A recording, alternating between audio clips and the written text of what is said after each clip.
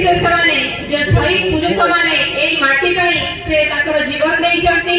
निश्चय आमे नवरंगपुर जिला जो स्थान आज जो माने एते सुंदर स्थान रे पहुंची धीरे धीरे आहुरी हमर नवरंगपुर माटीर उन्नति हबो।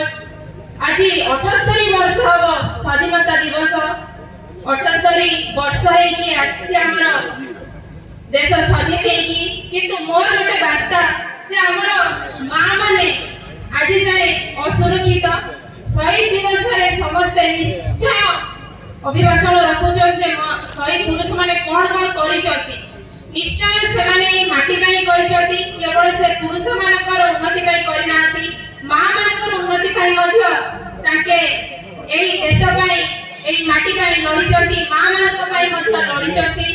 त आमे समस्त पुरुष व्यक्ति विशेष कर मोर गोटे छोटी अनुरोध जे आमे ताकर मानसिक जो विकृत रही छी ताकू आमे चेंज करबा दरकार।